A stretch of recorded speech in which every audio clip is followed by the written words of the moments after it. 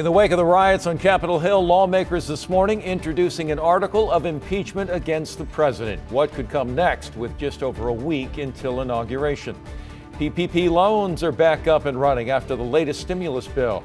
How to apply for help and the lifts some San Diego businesses could get. And as the vaccine rollout continues, a glimpse of a so-called superstation here in San Diego that officials hope will help distribute doses to thousands. ABC 10 News at 11 starts now. ABC 10 News at 11 starts now. Good to have you with us this midday. I'm Jim Patton. We start with the latest development out of Washington this morning. House Democrats taking a step toward impeaching President Trump for his role leading up to the riots on Capitol Hill. They introduced an article of impeachment and say they'll move forward if the president isn't removed from office. ABC's Elizabeth Schulze has more. 5 days after the assault on the Capitol, House Democrats formally introducing an article of impeachment against President Trump.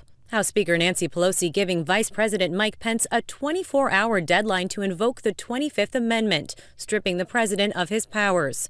Pelosi says if that doesn't happen, the House will move forward to impeach Trump this week. This door, they broke down. The House Speaker showing 60 Minutes her ransacked office, saying Trump must be held accountable. He has done something so serious that there should be prosecution against him. The impeachment charge is backed by more than 200 Democrats who accuse the president of willfully inciting violence against the government of the United States. We're going to walk down to the Capitol, and if you don't fight like hell, you're not going to have a country anymore. A nationwide manhunt is underway for the thousands of rioters who attacked the Capitol. This man, seen holding a white flex cuff, arrested over the weekend, along with another man who appears to be carrying plastic restraints, raising questions about whether they intended to take hostages. A growing number of private companies are now reconsidering their ties to the president in the wake of the attack. The PGA announcing it will no longer hold its 2022 championship at his Bedminster Golf Club. And major companies including Marriott and Blue Cross Blue Shield pulling donations for GOP lawmakers who objected to certifying President-elect Joe Biden's victory. Some companies, including JP Morgan, Goldman Sachs, and Citi, are suspending political donations altogether. Elizabeth Schulze, ABC News, Washington. There is concern that rioters will return to our nation's capital next week. In response, a number of measures being taken. The National Park Service is shutting down access to the Washington Monument until the 24th, saying they have gotten credible threats. Mayor of Washington, D.C., meanwhile, is calling for increased security on Inauguration Day. Mayor Muriel Bowser has asked for a pre-disaster declaration to allow for federal assistance, citing the deadly protests at the Capitol last week. She has also asked that the security period be extended 4 days after Inauguration Day and include the Capitol within its perimeter. Mayor Bowser is also urging that any applications for demonstrations be denied during that period. Precautions being taken across the country as well. The FBI warning state authorities of plans for armed protests in all 50 state capitals. They say such demonstrations are being planned through Inauguration Day. Michigan has now banned open carry of firearms inside its Capitol building. Michigan is an open carry state, but there has been calls for a ban at its capital since an armed protest in the spring. In the wake of the riots on Capitol Hill, some there raising concerns about another impact it could have had during this pandemic. This morning, New Jersey Congresswoman Bonnie Watson Coleman saying since that she has tested positive for coronavirus. It's unclear how she contracted the virus, but in a statement today, she said she decided to get tested after sheltering with members of Congress who refused to wear masks.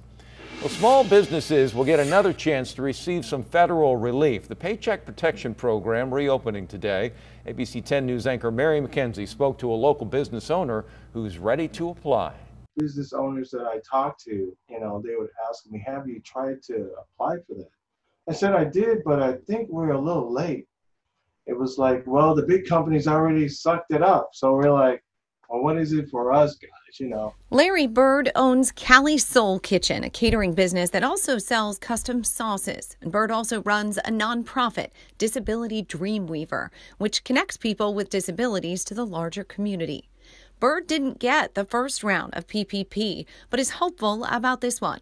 The money, $284 billion in loans, will initially only be open to community financial institutions today and also during the second draw on Wednesday. That's before the PPP will open to other larger lenders.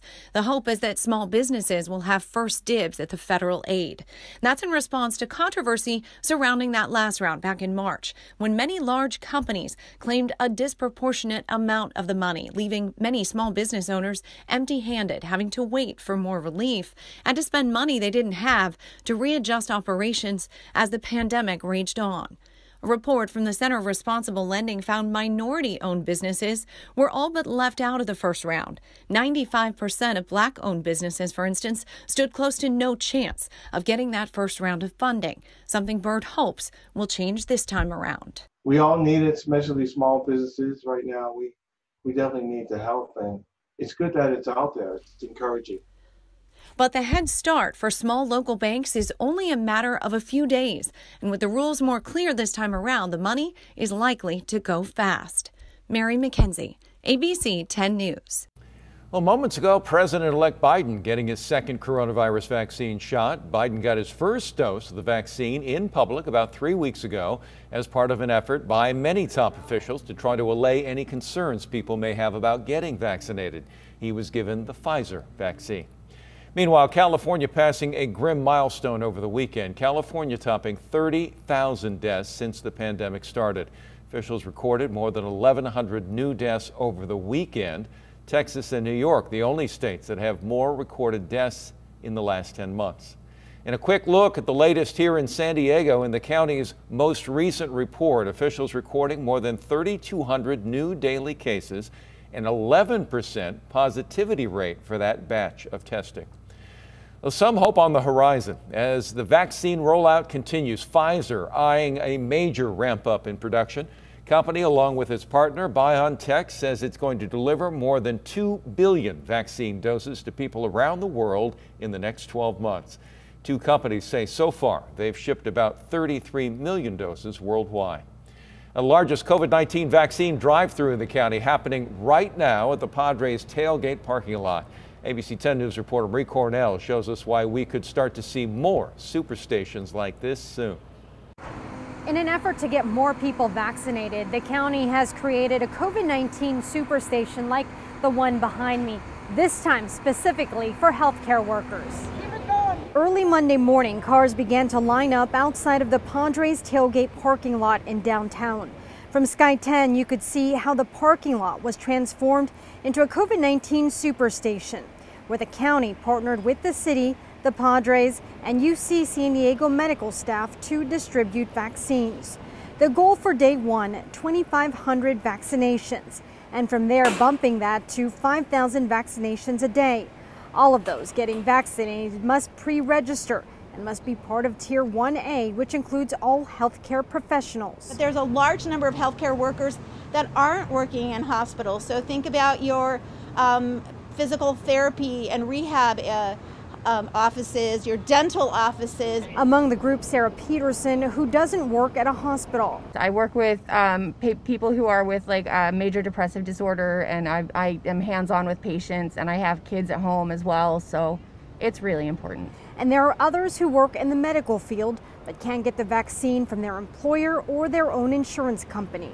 Well, I'm a Kaiser member, and Kaiser's not offering it to their memberships yet. They're offering it to their healthcare workers, and I don't work for Kaiser, so I'm having to do it through other channels. County officials tell us they are expecting another large shipment of COVID-19 vaccines, and they say once more vaccines are available to the public, they are looking into creating more superstations like this one all around the county. Reporting from downtown, Marie Cornell, ABC 10 News. And today, Ralph's is going to start administering doses of the Moderna vaccine at locations across San Diego. Ralph's is following guidance from local health departments on the distribution plan. Ralph's also announcing frontline grocery workers have been moved to phase 1B of the distribution. So it's first healthcare workers and seniors, and then grocery workers will begin getting vaccinated. Ralph's is also offering antibody and rapid testing. If you make your way out to the beach today, you may notice some big waves. High surf and high tide advisories in effect along the coast this morning. Sky 10 over the coastline earlier today, and the high tide advisory ended about an hour ago. So hopefully we've seen the worst of it. High surf expected, though, through tomorrow afternoon.